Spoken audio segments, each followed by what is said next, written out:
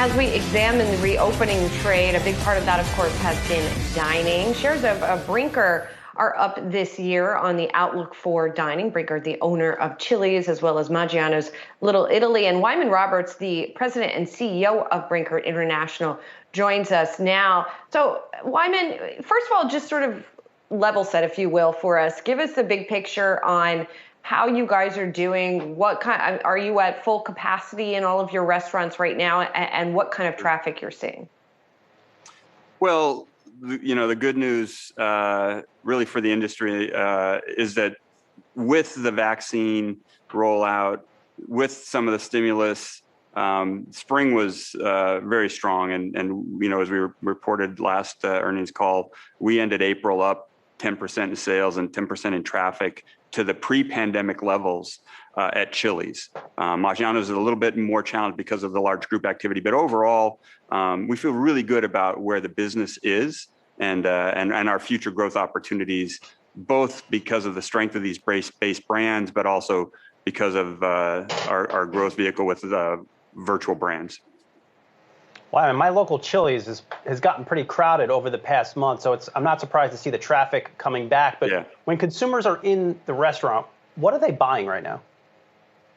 Oh, the mix is pretty similar to what it was pre-pandemic. People love Chili's. They have their favorites for the most part. And, we're just still selling a lot of burgers, a lot of ribs, and a lot of fajitas. So that's what they love about Chili's. That's what we do well. Haven't seen a big shift. We're selling a lot more margaritas. We've got a Patron $5 margarita out there now that's selling very, very well, and it's a great value and a great drink. So we're seeing pretty much people coming back and enjoying the space as they have always done, but especially getting kind of post-pandemic and being able to come together and share a meal with their family and friends. It's pretty similar to what we saw, 14 months ago. And we're excited to have that back and that feeling back in our restaurants. Yeah, people definitely excited to go out and have some margaritas for sure. Yep. I well understand that feeling, Wyman.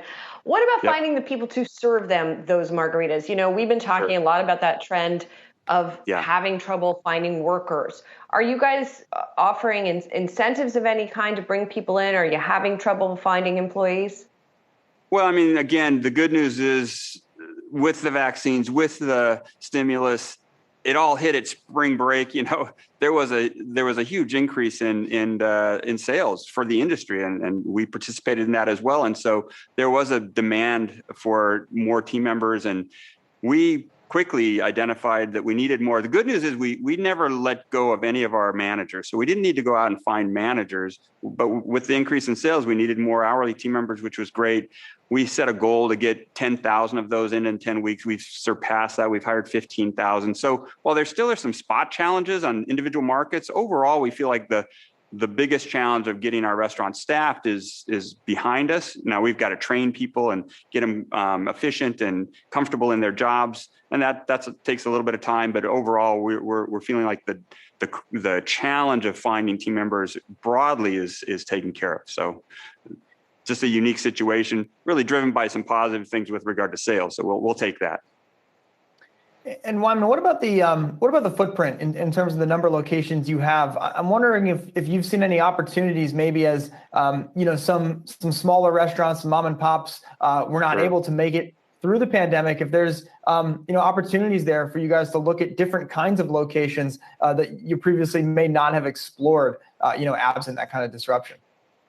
Yeah, obviously the biggest kind of example of that is a virtual brand, where it is not even real estate bound. So, introducing It's Just Wings and creating a brand really that's almost a year old now, that'll be $150 million with no capital investment per se, is the best idea we've got. But there are going to be additional opportunities, we think, post the real estate settling in and people understanding, okay, what does this mean? Right now, it's a little early, but we anticipate that we can grow our footprint through new restaurant openings to maybe double what we've been doing. Now, it takes a little while if you're going to build restaurants to get that pipeline up and running, but we're excited about that potential growth opportunity as well.